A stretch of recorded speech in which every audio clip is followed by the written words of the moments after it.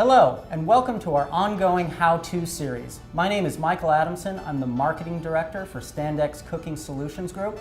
Today, we are going to be installing an Il Forno deck oven.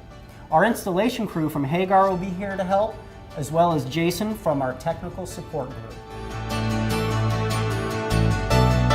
When first receiving your Baker's Pride equipment, you want to fully walk around the pallet and crating to examine for any shipping damage. If there are any damages found, the carrier needs to be notified immediately and a freight claim filed for said damages. Tools needed will be a hammer, crowbar, and Phillips screwdriver. A drill is recommended. Please note the 4 blocks from the corners of the pallet need to be removed with a crowbar or hammer to remove the unit from the pallet. Also note that extra time will be needed to remove plastic film from the units before use. All plastic film has to be removed. It would also be noted to remove the plastic from the top and bottom of the unit before any stacking. It is recommended to leave the plastic film on the sides of the unit to avoid any scratches upon installation. This film does have to completely be removed before any use of the unit. Now we're going to be talking about stacking the units after you have them in place and uncrated. First of all, your installation area. If you have automatic ignition on your unit, you need to have a 120 volt power outlet and the gas connections, which are 3/4 inch. Units are supplied with legs, but optional casters are available. We're here with our professional installation crew that will be assisting us in installing the ovens, and here are some of the tools that are needed. As far as jacks, there are various forms of jacks, but we're using duck lifts today, and a ratchet and socket set will be needed to attach the legs and casters. Before we set our jacks in place, we want to go ahead and attach both of the front legs, which will be identified by the locks on the casters. These are the front legs and will go on the top of the unit since it's on its back.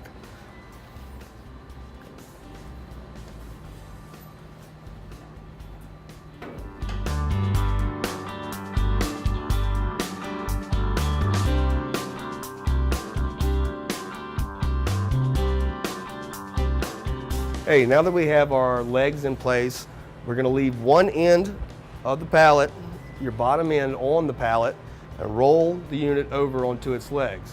This is one of the more dangerous portions of the job, so we recommend having at least 3 good hands on site, to roll the unit over.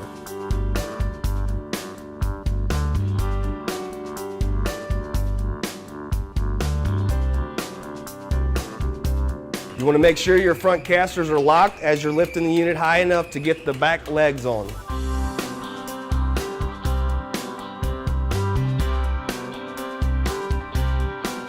After you got the unit picked up, you can move the pallet out of the way, install the back legs, and roll the unit into place or out of the way for the next installation of the second oven. It's also important to note the height of your vent hood, as it needs to accommodate your stacking equipment and the final height of your ovens. If you can't roll the unit under the hood, it should be stacked under the hood.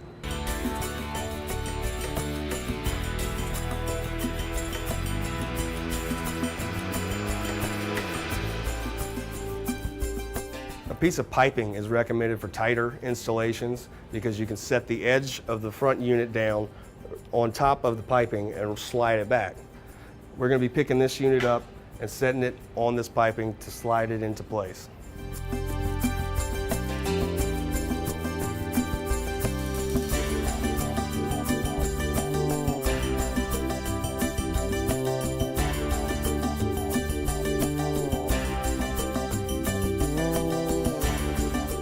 It would be noted that installation of different model numbers is going to vary a little bit by the model number. And when lifting the equipment, you shouldn't ever lift the entire unit by the frame inside the chamber, but it can be used to pick up the unit to remove the board or pipe that you're using to brace the unit when stacking.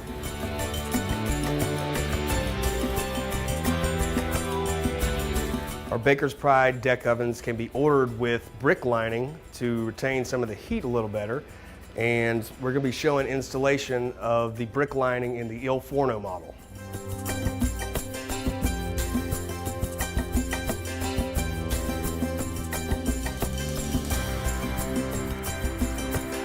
We're We're going to be installing the deck stones in the bottom unit, the Y600, and it's important to note how heavy these stones are. They're about 100 pounds a piece, and when you're sliding them in, you want to be careful not to get your fingers in a pinch.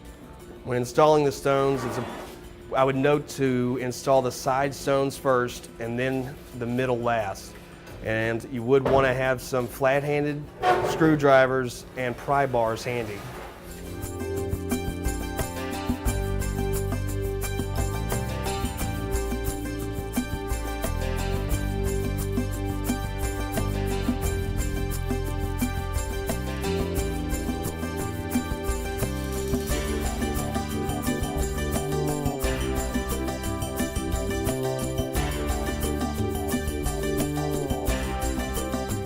Standard units are shipped with quarterite stones. For curing process on the quarterite stones, you want to dial the oven up to 300 degrees for 5 hours until all fume and smoke is gone from the stones. This is moisture evaporating out of the stones. And after that, you want to set the unit for at least 50 degrees below your baking temperature to preheat. After preheating, you can set the oven to your desired baking temperature and you should be good to go.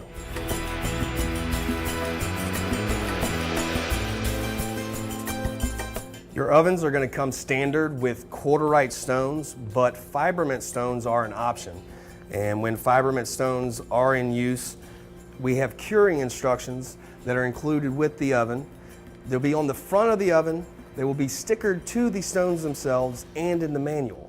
These instructions need to be followed precisely to avoid a catastrophic failure of the stones. It's very important.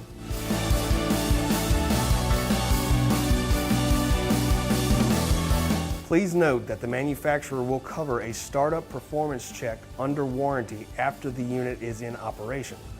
Now, we will not cover the cure-in time for the stones. That has to be done on the customer's time, but the technician should explain the cure-in process.